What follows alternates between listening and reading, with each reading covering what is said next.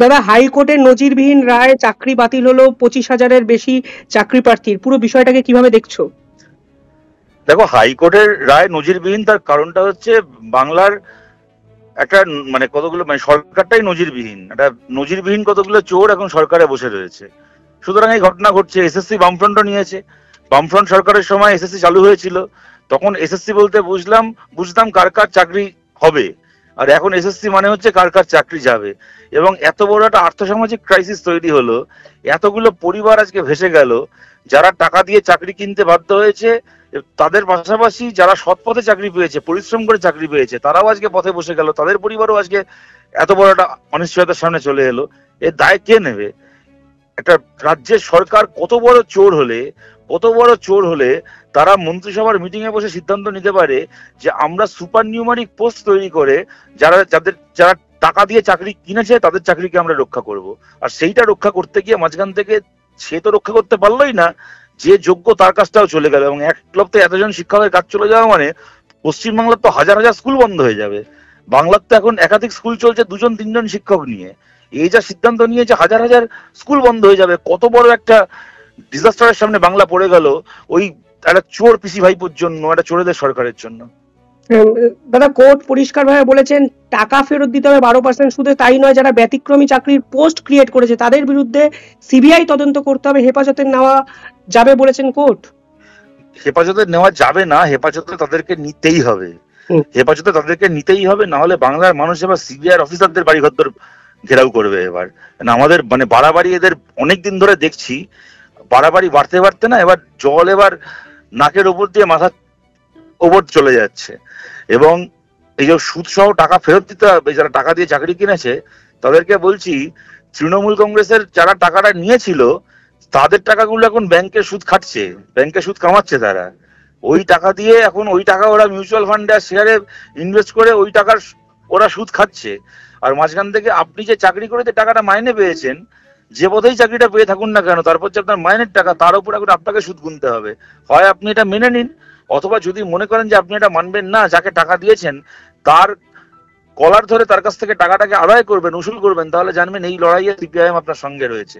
কে কোন তৃণমূল নেতাকে টাকা দিয়েছেন নাম বলুন, তাদের বাড়ি চলুন, আমরা সঙ্গে যাচ্ছি। ওদের গলায় হাত দিয়ে টাকা বার করে আনতে হবে।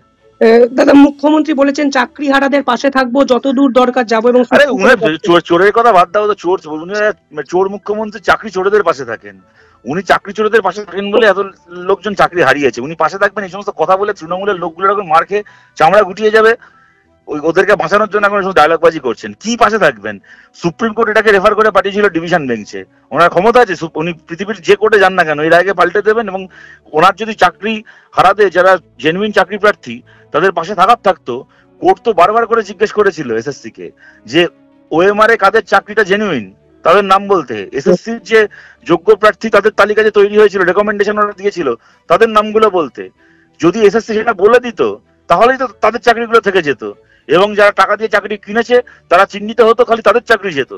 কিন্তু তৃণমূল কংগ্রেস, মমতা বন্দ্যোপাধ্যায়, ওনার ভাইপো, ওনার দলের মন্ত্রীরা মিলে এমন টাকা খেয়ে বসে আছেন যে এসএসসির ক্ষমতা হলো না কারা কারা জেনুইন চাকরি প্রাপক তাদের নামটা কোর্টে বলতে। কোর্ট বারবার করে জিজ্ঞেস করার পরে উত্তর না পেয়ে একটা সময় কোর্ট বাধ্য হলো যে আমি যখন দুধ আর জলকে আলাদা করতে পারছি না, তাহলে গোটা গামলা নর্দমায় ঢেলে দিই।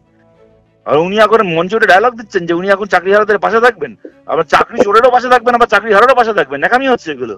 কিন্তু বলেছেন যারা চাকরি বাতিল করা হলো চিন্তা করবেন না, কেউ জীবনে ঝুঁকি নেবেন না, আমরা পাশে আছি, যত দূর দরকার আমরা লড়বো। উনি পাশে আছেন বলেই তো এই অবস্থা হয়েছে। উনি পাশে না থাকলে, উনি নবান্নে না থাকলে, উনি রাজ্যের মাথায় না থাকলে তো যে দিন দেখতে হতো না।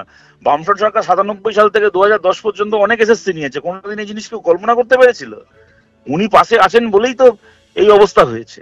ওনাকে এখন মানে কি বলবো, মানে কুলোর বাতাস দিয়ে বিদায় করলে বাংলা থেকে, তবে একমাত্র এই এই এই অনাচার বন্ধ হবে বাংলায়। দাদা, নজিরবিহীন ভাবে বিচার ব্যবস্থাকে বিজেপির বিচারালয় বললেন যে হাইকোর্টের এই রায়কে আমি মানি না, এটা আমরা চ্যালেঞ্জ করছি এবং এই রায় বেআইনি। কার কাছে চ্যালেঞ্জ করবেন করুন, তাতে যদি রায় পাল্টাতে পারেন ভালো কথা। যদি উনি চোরেদের, উনি তো সবসময় এটা বলেন, শাহজাহানকে বাঁচানোর জন্য বলেন যে হাইকোর্টের রায় মানি না, সুপ্রিম কোর্টে চলে যান। উনি বলছে 100 দিনের কাজের যারা টাকা পায়নি তাদের জন্য সুপ্রিম কোর্টে যেতে পারেন না। শাহজাহানকে সিবিআই হাত থেকে বাঁচানোর জন্য হাইকোর্ট রায় দেওয়ার 1 ঘন্টার মধ্যে সুপ্রিম কোর্টে অ্যাপিল ফাইল করে দিতে পারেন। উনি তো বিভিন্ন কোর্টে, একেবারে পাড়ার কোর্ট থেকে শুরু করে সুপ্রিম কোর্ট অব্দি বহু কোর্টে তো বহুবার গেলেন, প্রতিবার ওনার সরকার দুগালে থাপ্পড় খেয়ে বাড়ি ফিরলো। মাঝখান থেকে আজকে এতগুলো ছেলে মেয়ের জীবনটা এত বড় ক্রাইসিসের সামনে চলে এলো। চোরের মায়ের বড় গলা, চোরের মুখ্যমন্ত্রী, চোরের সরকারের মুখ্যমন্ত্রীর বড় গলা। দাদা, বিকাশ রঞ্জন ভট্টাচার্যের ভূমিকা নিয়ে নিঃসন্দেহে সাধুবাদ জানাচ্ছেন অনেকে। তুমি কিভাবে দেখছো বিকাশ বাবুর এই আইনি লড়াইটা? গোটা বাংলা দেখছেন যে যখন 2016 সালে যখন শুভেন্দু অভিষেক মিলে একসঙ্গে চাকরি বিক্রি করছিল, তখন বিকাশ ভট্টাচার্য সেই দিন থেকে আজকে পর্যন্ত চাকরি চোরদের বিরুদ্ধে লড়াই করে আজকে জাস্টিস ছিনিয়ে আনলেন। বিকাশ বাবুকে একাধিকবার কুৎসার মুখোমুখি হতে হয়েছে, ব্যক্তিগত আক্রমণ, এনার বাড়িতে গিয়ে চাকরি প্রার্থীরা আন্দোলন করেছিল। কোথাও গিয়ে আজকে মনে হচ্ছে কি জাস্টিস প্রিভেলস, মানে তোমাদের দলের সাংসদ আজকে এই লড়াইটা ছিনিয়ে। 100 বার সে তো বটেই, সে তো 100 বার। ওরা এই সমস্ত, দেখো যারা বিকাশদার বাড়িতে গেছিল তাদের প্রতিও আমরা সহানুভূতিশীল। মুশকিলটা হচ্ছে মানে এই তৃণমূল কংগ্রেসের ছেঁচড়ামির তো কোনো সীমা পরিসীমা নেই। এদের কতগুলো চোরচিটিংবাজ মুখপত্র প্রথমে ধর্ণা মঞ্চে গেছিল, সেখানে ওর দিকে জুতো উড়ে এসেছিল, তোমরা দেখেছো টিভিতে সেই দৃশ্য, মানুষ ভালোবেসে জুতো ছিঁড়েছিল।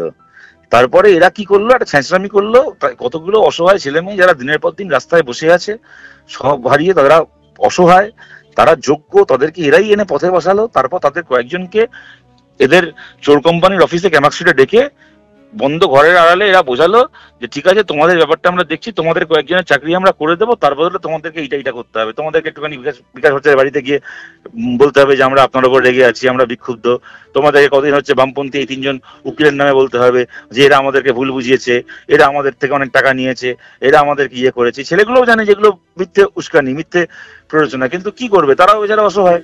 তারা আজকে 4 বছর ধরে 5 বছর ধরে তারা আজকে মানে তাদের দেওয়ালে পিঠ থেকে আছে, তারা জেনে আজকে অসহায়, তাদেরকে এখন এটা বাধ্য করছে এটা করতে, সুতরাং তারা করতে এটা বাধ্য হয়েছে। তাদের প্রতি আমাদের কোনো রাগ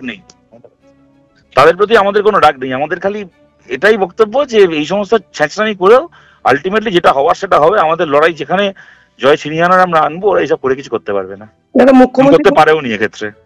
দাদা, মুখ্যমন্ত্রী বলেছেন সরকারি টাকা মানে মানুষের টাকায় বিচারপতিদের মাইনা হয়, এবং কিভাবে দেবেন মানুষ 4 সপ্তাহের মধ্যে এতগুলো টাকা ফেরত, আপনারা কি দিতে পারবেন ফেরত? সরাসরি প্রশ্ন করেছেন সকলকে। না, দিতে হয়তো অনেকেই পারবে না, সেই কারণেই আমরা বলছি মুখ্যমন্ত্রীর দলের যে চোরগুলো আপনাদের থেকে টাকা নিয়েছে ওদের কলার ধরে গলার ভেতর হাত ঢুকিয়ে টাকাটাকে বার করুন, আমরা যাবো আপনাদের সঙ্গে ওদের বাড়িতে। খালি নামগুলো বলুন, কোন এলাকায়, কোন ব্লকে, কোন অঞ্চলে তৃণমূলের কোন নেতা টাকা নিয়েছে, খালি বলুন, তার বাড়িতে আপনাকে একা যেতে হবে না, আমরা যাবো সঙ্গে। বাড়াবাড়ি অনেক দেখেছি, এবার বাড়াবাড়ি শেষ দেখতে হবে। দাদা, প্রাথমিক নিয়েও চার্জশিট দিয়েছে আদালতে সিবিআই, বলছে প্রাথমিকের যে তদন্ত সেটা এর থেকেও ছাপিয়ে যেতে পারে এই দুর্নীতির পরিমাণ। হ্যাঁ, ছাপিয়ে যেতে পারে, কিন্তু চার্জশিট দিয়েছে ঠিকই কথা, সেই চার্জশিটে ওরা সিবিআই দাবি করেছে নাকি পার্থ চট্টোপাধ্যায়তে গিয়েই নাকি দুর্নীতি শেষ হয়ে গেছে, পার্থর ওপর আর কেউ নেই। অথচ আমরা মিডিয়াতে দেখছি তারাই আবার অভিষেকের যেই কালীঘাটের কাকু, তার ভয়েস স্যাম্পল ম্যাচ করেছে, দেখা গেছে ওটা কালীঘাটের কাকুরই ভয়েস স্যাম্পল। অভিষেকের কোম্পানির মাধ্যমে, লিপস এন্ড বাউন্সের মাধ্যমে টাকা খেটেছে, তারপরও তারা অভিষেকের নাম, মমতা বন্দ্যোপাধ্যায়ের নামে কিছু না বলে তারা পার্থ চট্টোপাধ্যায়তে গিয়েই যেন দুর্নীতি শেষ হয়ে গেছে এরকম একটা চার্জশিট দাখিল করেছে।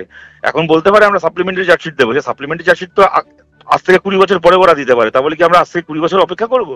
2022 সালের 23শে জুলাই পার্থ চট্টোপাধ্যায় গ্রেপ্তার করেছিল, আজ 2 বছর হতে চললো, 2024 সালের আজকে এপ্রিল মাস, কদিন লাগে আর তদন্ত শেষ করে চার্জশিট দিতে? কেন এখনো পর্যন্ত অর্ধেক চার্জশিট দিয়ে ফাইনাল চার্জশিট দেওয়ার নাম করে এটা দিয়ে এখনো বলছে যে পার্থর নাম, পার্থর পরে আর কারোর নাম নেই, সেখানে পিসি ভাইপো যাদের মাধ্যমে যারা মূল মাথায় দুর্নীতির তাদের কারোর নাম নেই। সুতরাং এগুলো কি হচ্ছে? শুধু এগুলো তো মানে আমরা তো তদন্ত শেষ দেখতে চাই, এটা তো আমরা কোনো জেমস বন্ডের সিনেমা দেখছি না যে কিভাবে তদন্ত হচ্ছে ওইটা দেখে আমার আনন্দ হচ্ছে। আমরা তো রেজাল্ট চাই, আমরা তো পরিণতি চাই, সেই পরিণতিটা যেন আমরা তাড়াতাড়ি পাই। এবং আমরা এও বলছি আজকে একদিন মোদী গভর্নমেন্টে ছিল বলে কালকে যদি নতুন গভর্নমেন্ট তৈরি হয়, যে গভর্নমেন্টে আমরা থাকি, তাহলে আর যাই হোক না কেন জানবেন যে তোমরা জানবে যে এই তদন্তের গড়িমসি আর হবে না, পিসি ভাইপো আর তদন্ত ডিলে করে আর বাঁচতে পারবে না।